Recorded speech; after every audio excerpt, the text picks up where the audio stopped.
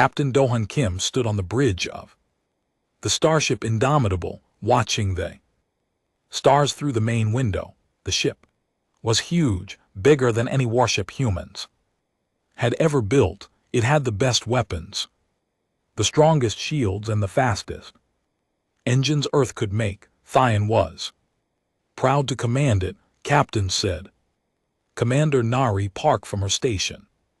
We are getting close to the Kepler Nebula. All systems are working fine. Dunn nodded. The Kepler Nebula was at the edge of human space. They were on patrol, making sure no enemies were hiding there. The nebula was a cloud of gas and dust that stretched for millions of miles. It was beautiful but dangerous. Keep scanning, Dehan said. I want to know if anything is out there. Chief Engineer Woo Jin Lee looked up from his computer. Captain, the engines are running perfectly. We could outrun anything in this sector. Navigator Sora Choi checked her charts. Sir, we are exactly where we should be. All the star maps match perfectly. Do-hyun smiled. His crew was the best. They had trained together for 3 years. Nari was smart and brave. Woo Jin knew every part of the ship. Sora could find their way through any part of space. He trusted them with his life. The Indomitable moved slowly through space. Its hull was dark gray, covered with armor that could stop the strongest weapons. Inside, 500 crew members worked at their jobs. They all believed they were protecting Earth and the human colonies. Captain Nari said suddenly, I'm seeing something strange on the sensors. Doi walked over to her station. What is it? There's some kind of energy reading ahead of us. It's not like anything in our database. Sora looked at her instruments. It's coming from inside the nebula, about 2 million miles away. Woo Jin frowned. The energy pattern is very odd. It's not from any engine or weapon I know. Do-hyun thought for a moment. Take us closer, but stay alert. If it's dangerous, we need to be ready to fight or run. The Indomitable changed course toward the strange energy. As they got closer, the readings became stronger. The energy was swirling and moving in patterns that made no sense. Captain, Sora said, her voice worried.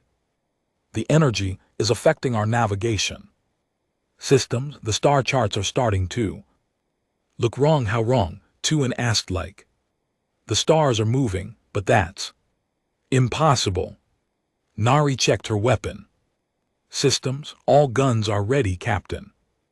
But I don't see any ships or objects near the energy source. They flew deeper into the nebula. The gas clouds around them glowed with strange colors. Red, blue, and green lights danced in the darkness. The energy readings got stronger with every mile. There, Woo Jin said, pointing at the main screen. I can see it now. In front of them was something that should not exist. It looked like a hole in space itself. The hole was spinning slowly, and energy poured out of it in waves. Around the edges, space seemed to bend and twist. What is that thing? Nari whispered. Do-hyun had never seen anything like it. Some kind of space anomaly. Maybe a black hole. No, Woo Jin said, studying his instruments. Black holes don't look like this. This is something else. Something new. Sora's hands moved quickly over her controls. Captain, the anomaly is affecting our engines. I'm having trouble keeping us on course. The ship shook slightly. The lights on the bridge flickered. Duff felt a cold fear in his stomach. Take us back, he ordered. Full reverse, but it was too late. The spinning hole suddenly grew bigger, much bigger. It expanded like a balloon being blown up, reaching out toward their ship. I can't control the engine, Sora shouted. It's pulling us in. The Indomitable shook harder. Alarms started ringing throughout the ship. Crew members held on to their stations as the ship was dragged toward the anomaly. All power to engines. Tu Hyun commanded. Wu Jin's fingers flew over his controls. Engines at maximum power, but it's not enough. The hole filled their view now. It was like looking into a tunnel that went on forever. Energy crackled around them. The ship's hull groaned under the stress. Brace for impact, Doi yelled into the ship's communication system. The Indomitable was sucked into the anomaly. Everything went white, then black, then white again. Doi felt like he was being stretched and squeezed at the same time. The bridge spun around him, or maybe he was spinning. He couldn't tell. Time seemed to stop, or maybe it went very fast. Taehyun saw flashes of other places, other times. Stars being born, planets dying, ships he didn't recognize flying through space. Then everything went dark. When Dohan woke up, he was on the bridge floor. His head hurt badly. Around him, his crew was slowly getting up. The ship was quiet except for the normal hum of the engines. Is everyone okay? He asked. Nari helped him stand up. I think so, Captain, but look outside. Doohan looked at the main screen and felt his heart stop. The stars were all wrong. Every single one was in the wrong place. These were not the stars of human space. Sora was already at her station checking the navigation systems. Captain, none of our star charts work anymore. I can't find any known stars or galaxies.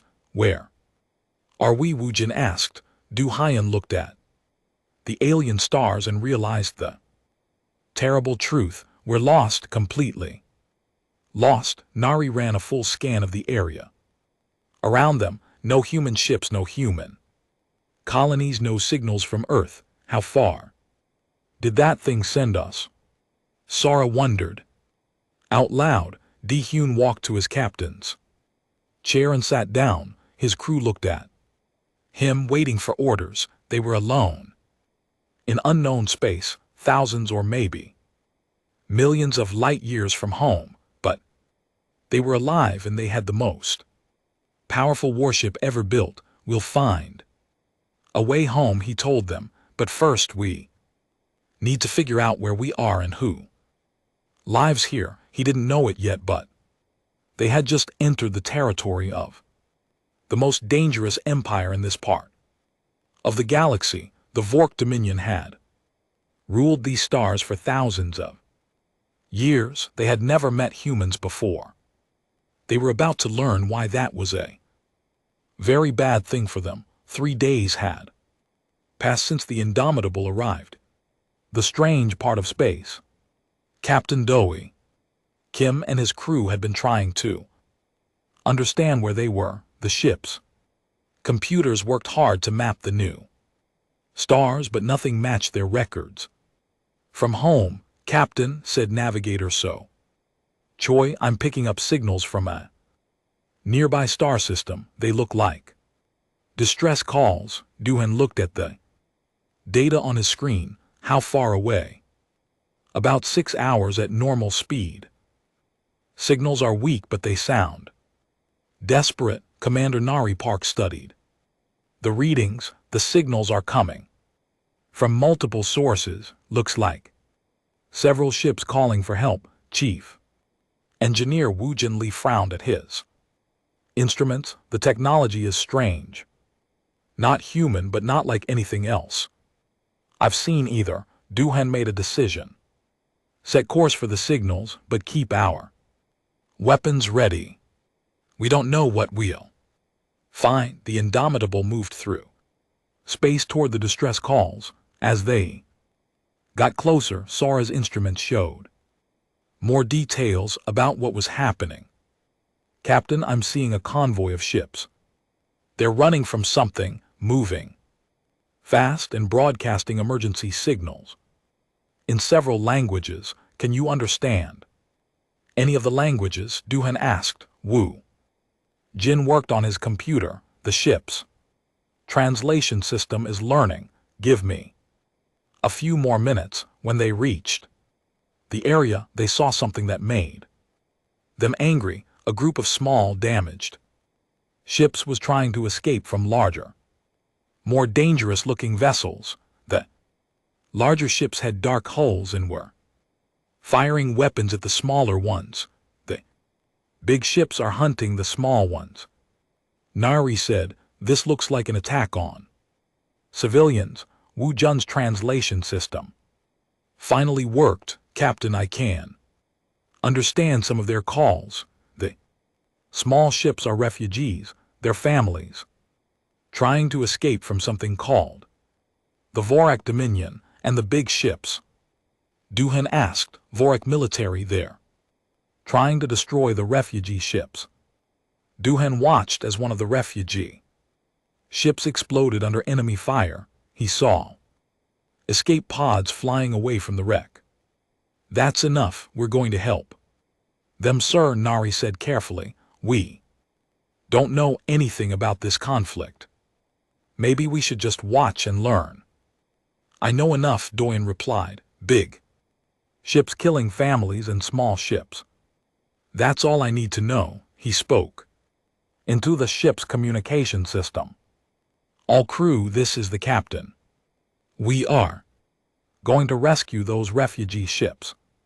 Prepare for battle. The Indomitable moved toward the fight. The ship was much larger than any vessel there. When the Vorak ship saw it coming, they stopped attacking the refugees and turned to face this new threat. Captain, the Vorak ships are trying to communicate with us, Zora said. Put them on speaker, Dohan ordered. A harsh voice spoke in a language the computer translated. Unknown vessel you are in Vorak space. Leave immediately or be destroyed. Duhan smiled coldly. Tell them this. Leave the refugee ships alone, or we will destroy you. There was a pause. Then the Vorak voice came back, sounding angry. You dare threaten the Vorak military? Your ship will be turned to dust. The Vorak ships opened fire. Their weapons were powerful, shooting beams of red energy at the Indomitable. But the human ship shields were stronger than anything the Vorak had ever seen. The energy beams bounced off harmlessly. Nari returned fire. Dunning commanded. The Indomitable's weapons were far more advanced than the Vorak ones. Blue beams of pure energy shot out from the human ship. The first Vorak vessel exploded. Immediately, the second one tried to escape, but another shot from the Indomitable tore it apart. In less than 2 minutes, all 5 Vorak ships were destroyed. The refugee ship stopped running and floated in space, probably too shocked to move. Open a channel to the refugee ships, Duhan said. A new voice came through the speakers. This one sounded different from the Vorak, gentler and more musical. Unknown ship, we thank you for saving us. We are the refugees fleeing from Vorak territory. This is Captain Kim of the human ship Indomitable. Are you hurt? Do you need help? Many of our people are wounded. Our ships are damaged. We were trying to reach the neutral zone, but the Vorak caught us. Doan looked at his crew. Bring them aboard. We'll help them fix their ships and treat their wounded. Over the next few hours, the Indomitable shuttles brought the refugees to the human ship. The tech were unlike any aliens the humans had ever imagined. They were tall and thin with blue-gray skin and large, kind eyes. They moved gracefully and spoke in soft voices. The leader of the refugees was named Nara. She was old and wise, and she told the humans about the terrible situation in this part of Space. The Vorak Dominion has ruled here for 3,000 years, she explained as Wu Jin and LT Unk and GT's medical team treated her. Wounded people, they conquer every world. They find any species that resists is destroyed. Those who surrender become slaves. How many worlds do they control? Nari asked. Hundreds, maybe thousands. No one has ever been able to count them. All Sora looked shocked. That's a huge empire. How did they get so powerful? Velnar's expression became sad.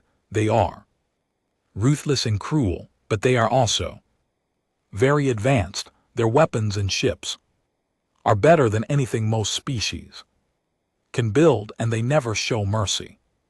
What happened to your people? June asked gently. The Vorak decided our world had resources they wanted. They gave us one choice: become slaves or die. Most of my people chose to fight. The Vorak killed them all and took our planet anyway. Wu Jin felt sick. How many there are left? The families on these ships are all that remain of our entire species. Maybe 2,000 people. That's all. Duhan was quiet for a moment. Then he asked, has anyone ever beaten the Vorak in battle? Nara shook her head. Never. Many have tried. The Corvin were great warriors, but the Vorak enslaved them. The Deltans had fast ships, but the Vorak caught them anyway. Every species that fights the Vorak loses, until today, Nari said quietly. Belnara looked at her with surprise. What do you mean? Your Captain Kim just destroyed 5 Vorak warships in 2 minutes. I don't think that has ever happened before. The old tech woman stared at Doyen with new understanding.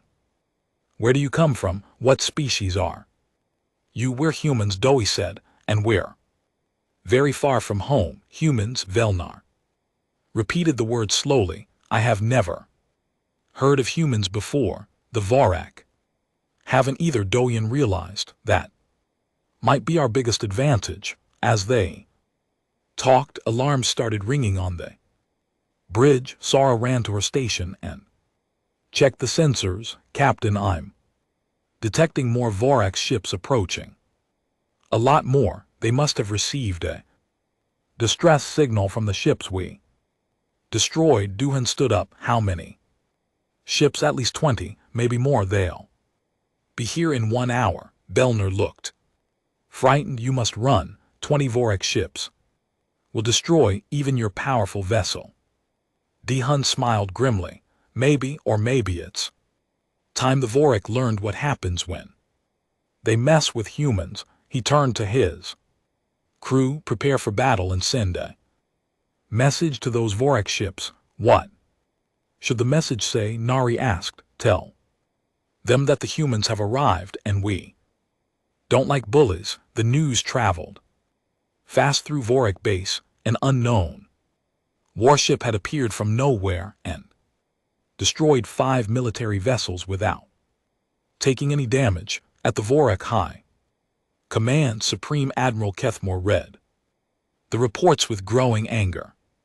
Impossible, he said, crushing the data tablet in his metal hand. No ship can destroy 5 Vorak vessels that quickly. His aide, a younger officer named Dokvar, stepped forward carefully. Sir, we have sensor readings from the battle. The unknown ship used weapons we have never seen before. Keithmore was the most feared commander in the Vorak military. He was tall and strong with dark skin and red eyes that showed no mercy. For 50 years he had conquered worlds for the Dominion. He had never lost a battle. Show me everything, he ordered. They went to the command center, where dozens of Vorak officers worked at computer stations. On the main screen, they watched the recording of the battle. The unknown ship was huge and dark with a shape unlike any vessel. Their databases Computer, analyze the enemy weapons. Keithmore commanded. The computer's voice was cold and mechanical. Enemy weapons use focused energy beams of unknown type. Power output is approximately 3 times greater than our best weapons in there.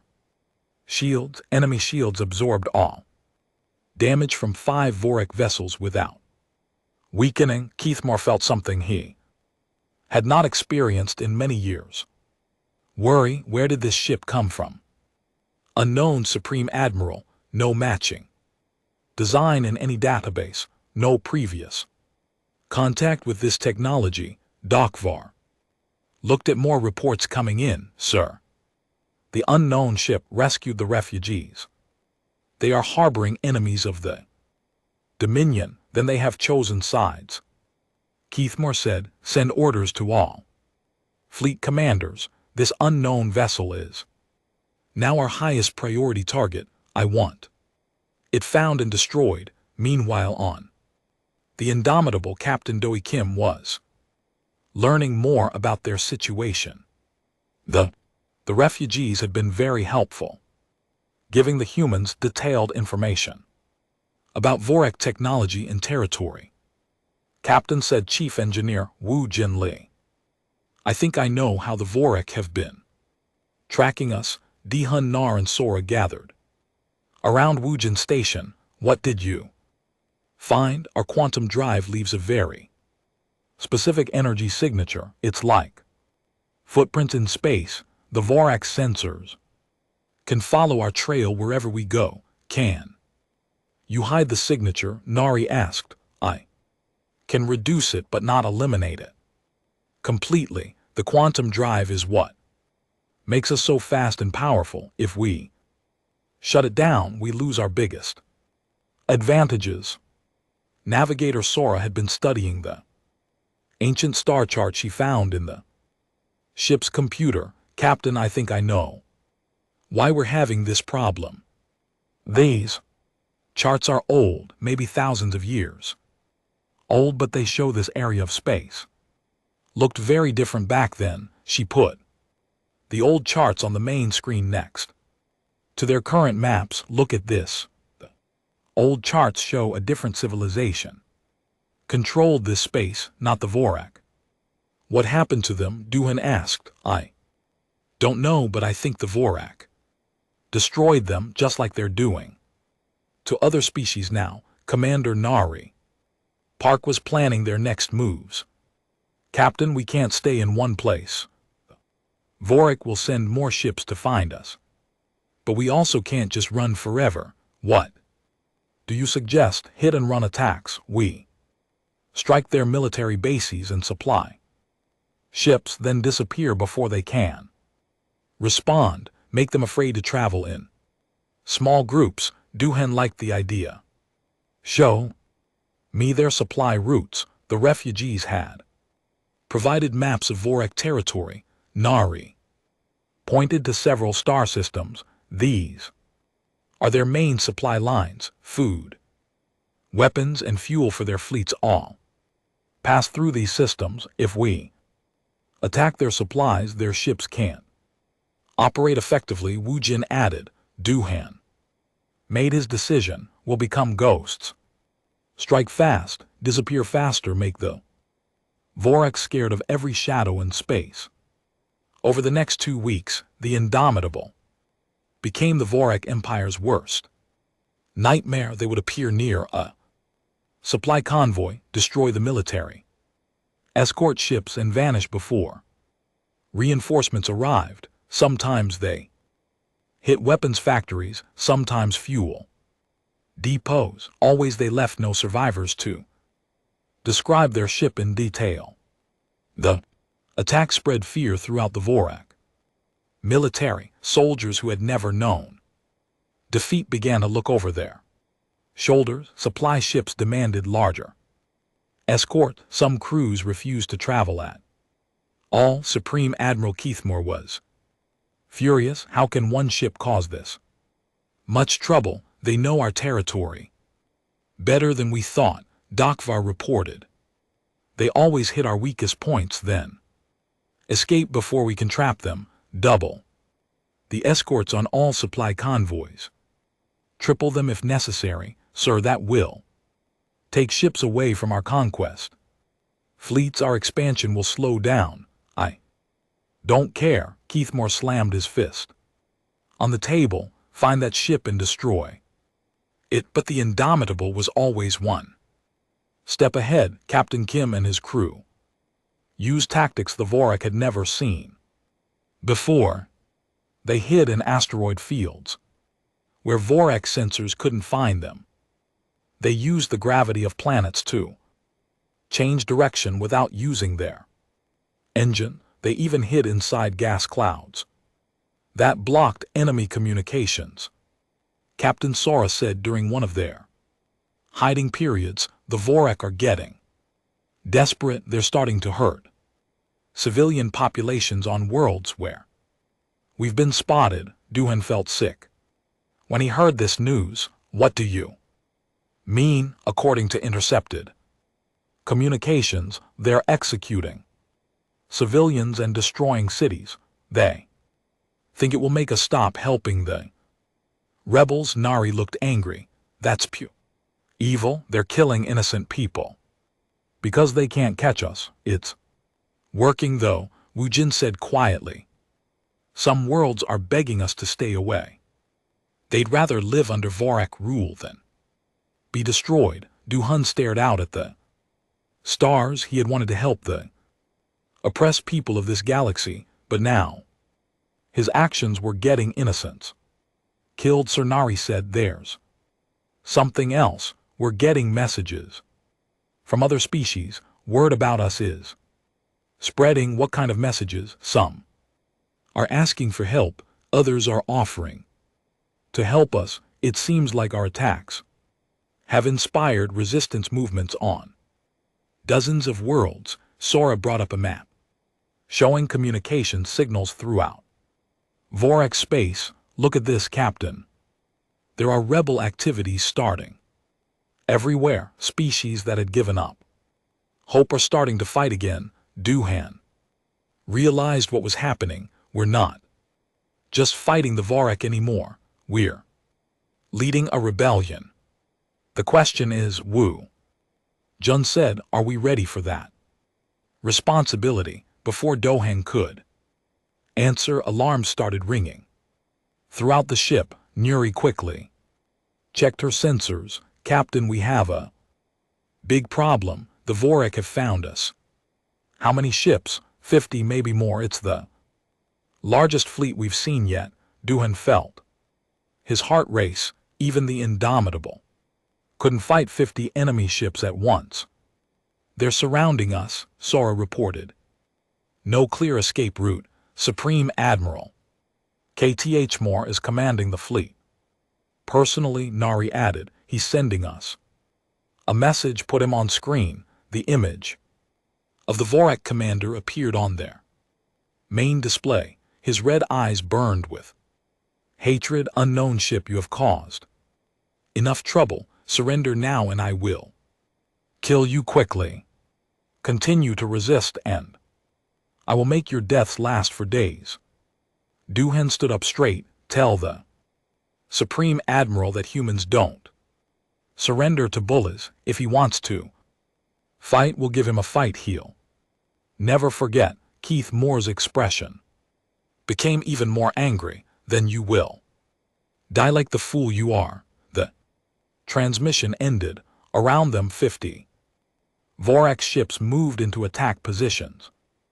Captain Wu Jin said, the quantum drive is fully charged. If we're going to run, now is the time. Duhan looked at his crew. They were scared, but they trusted him. He thought about all the species suffering under Vorak rule, all the rebels who were fighting because they believed in what the Indomitable represented. We are not running, he said. Today the Vorak learned that some fights aren't worth starting. The battle with Supreme Admiral Keith Moore's 50 ships lasted 6 hours.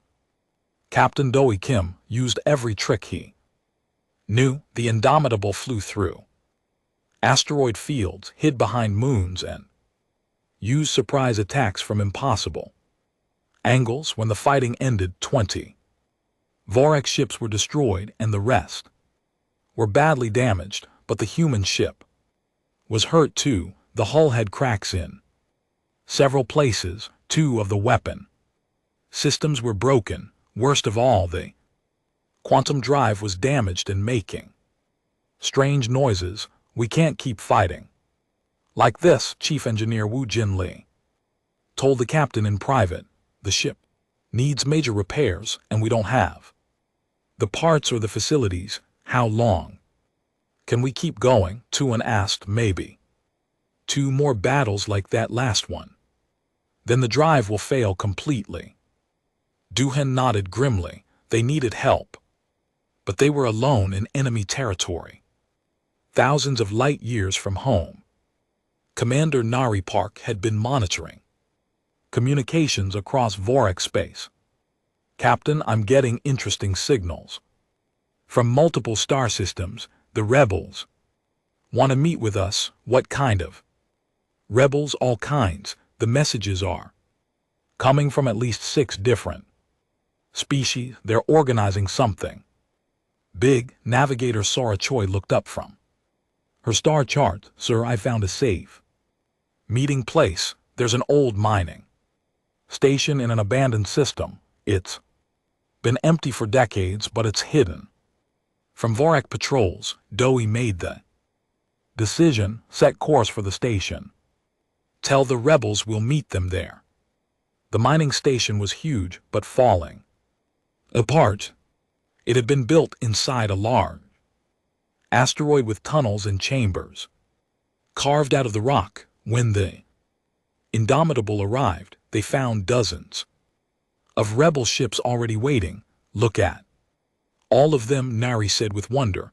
I count ships from at least 8 different species. The rebel leaders came aboard the human ship for a secret meeting. Duhan had never seen such a strange group of beings. There was Zigter, a mere engineer with 6 arms and silver skin who could build amazing machines.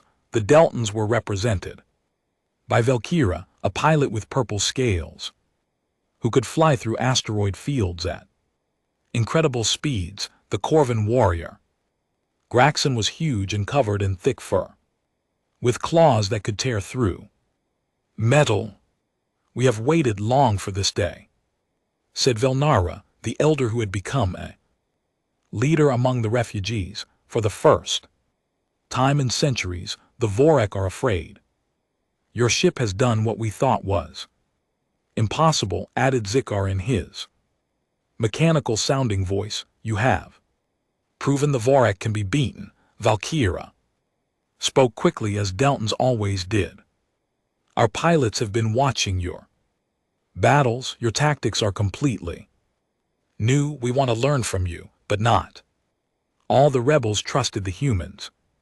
Immediately, Greg crossed his massive arms. Words are easy. How do we know you won't abandon us when things get difficult? How do we know this isn't some Vorak?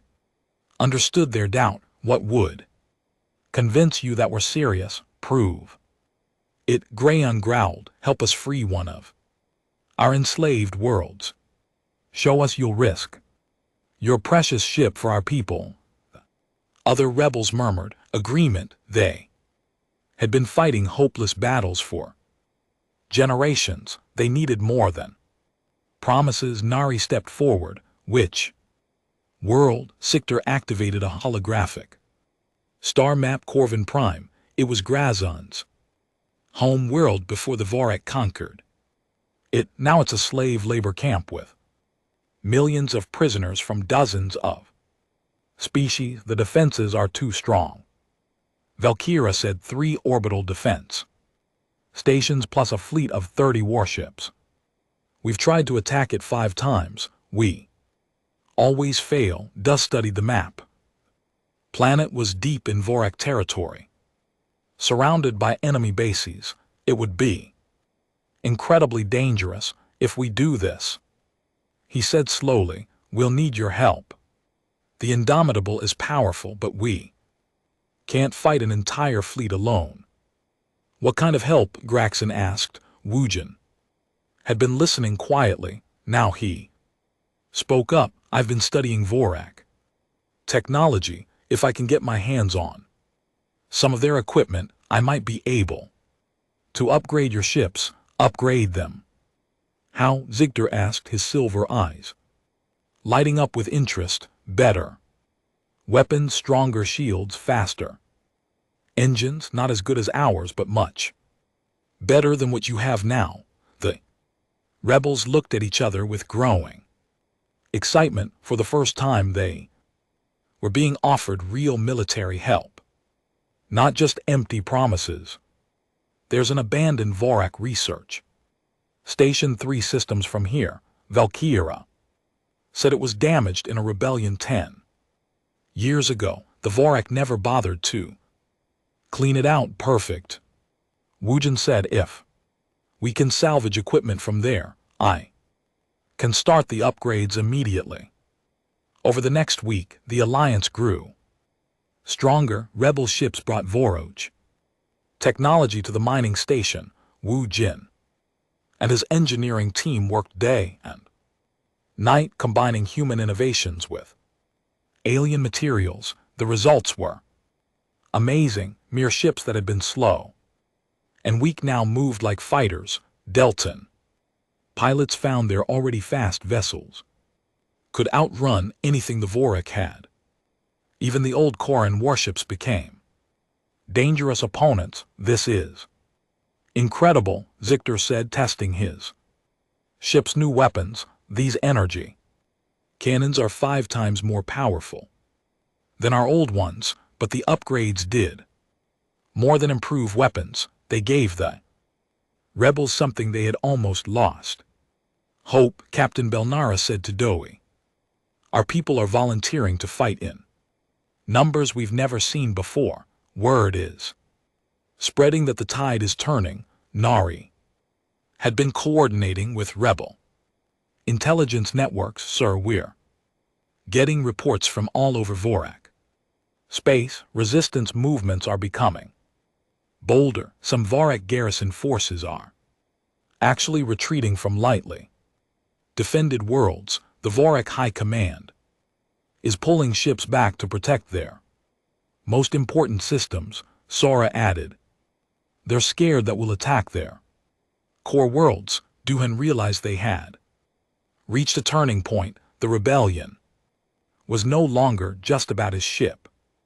Hundreds of vessels and thousands of fighters from dozens of species were joining the cause. It's time, he announced to the rebel leaders.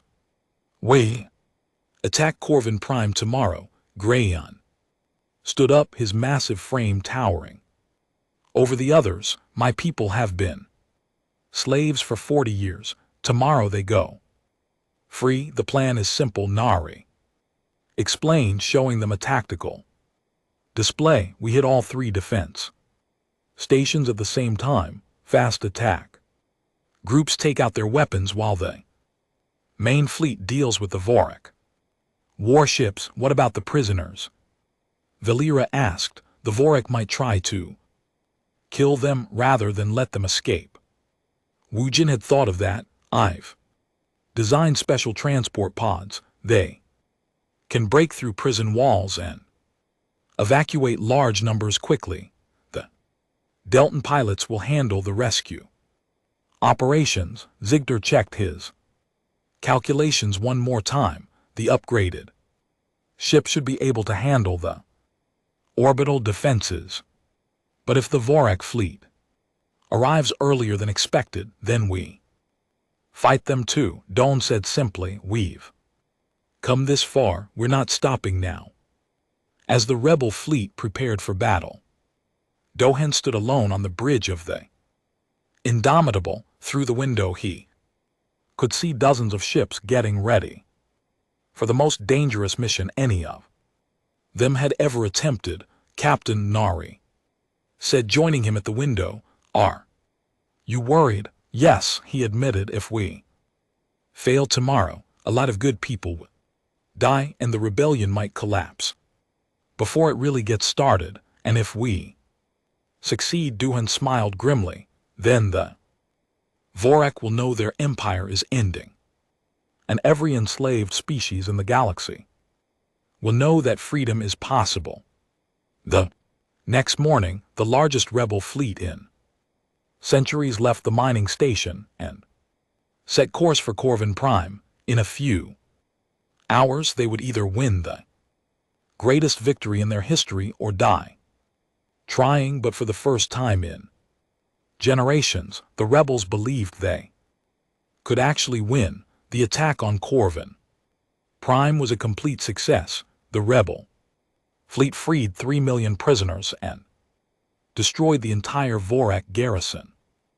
Word of the victory spread across the galaxy like wildfire. Dozens of worlds declared independence from the Dominion. Vorak forces found themselves fighting rebellions on hundreds of planets, but Captain Doi Kim knew this was just the beginning. In the command center of the mining station, now the headquarters of the growing rebellion, he studied reports from across Vorak space with his officers and the alien rebel leaders.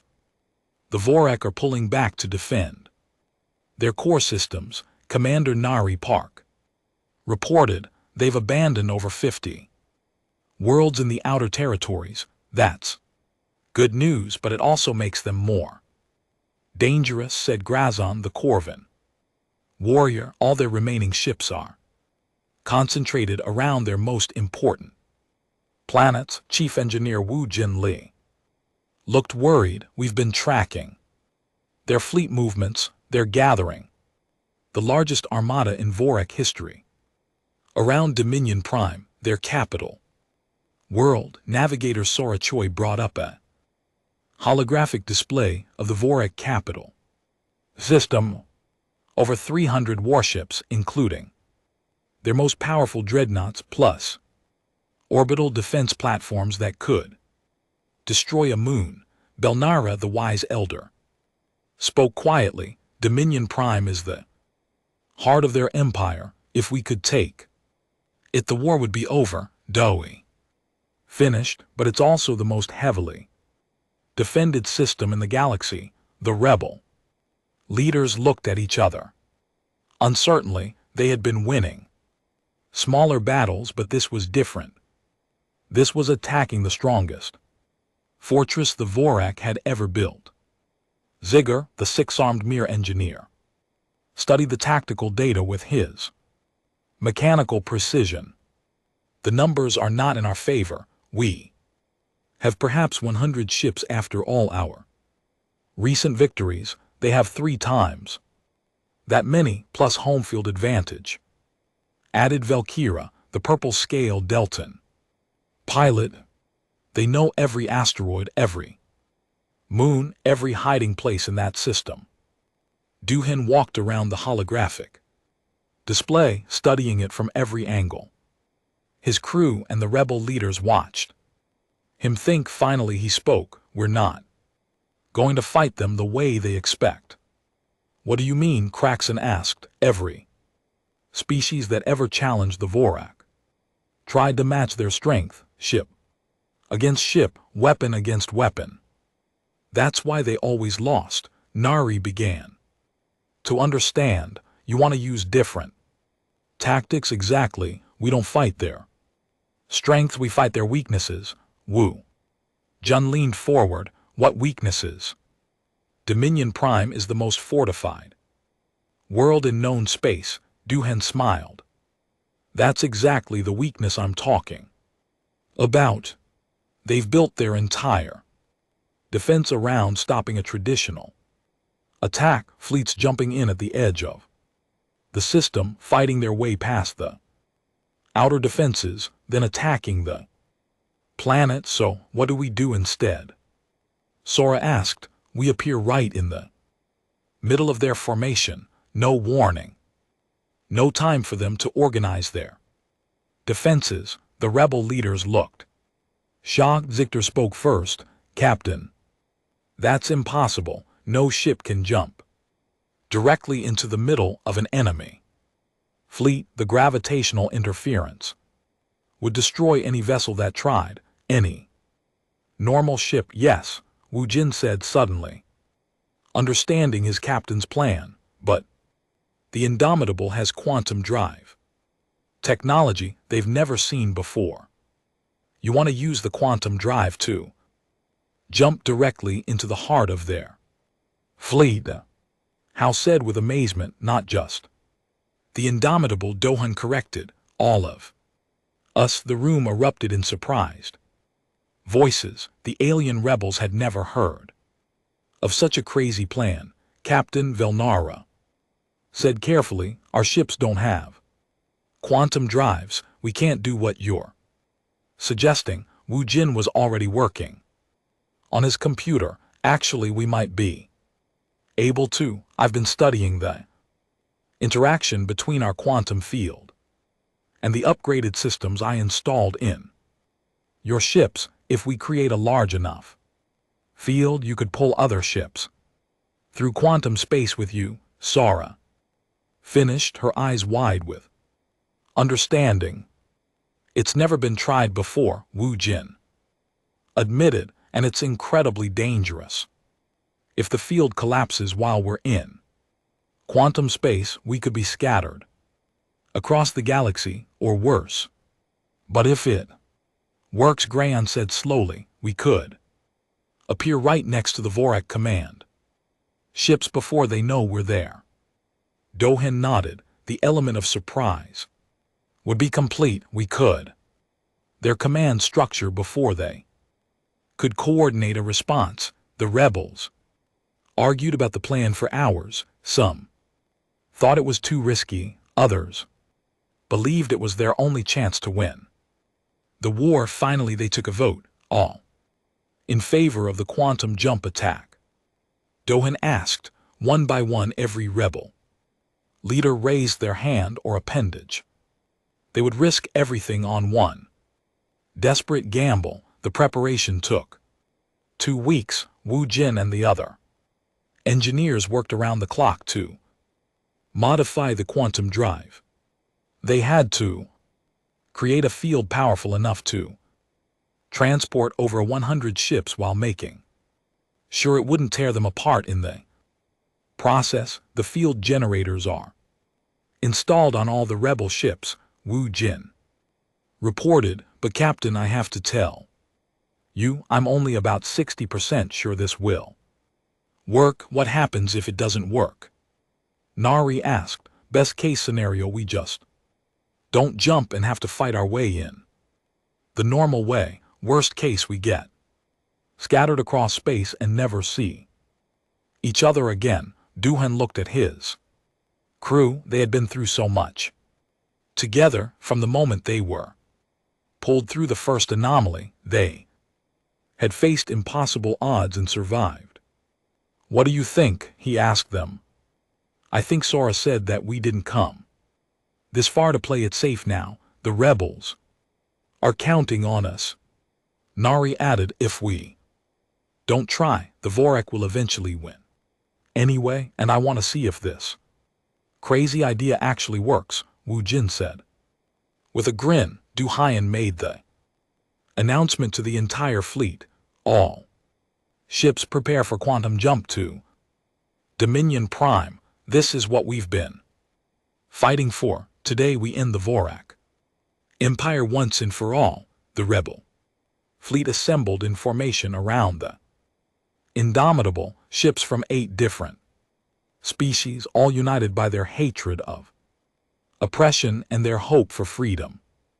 Quantum field generators online, Wu Jin announced. All ships reporting ready.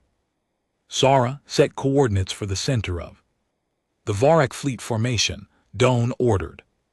Coordinates locked in. Captain Duan looked around the bridge one more time.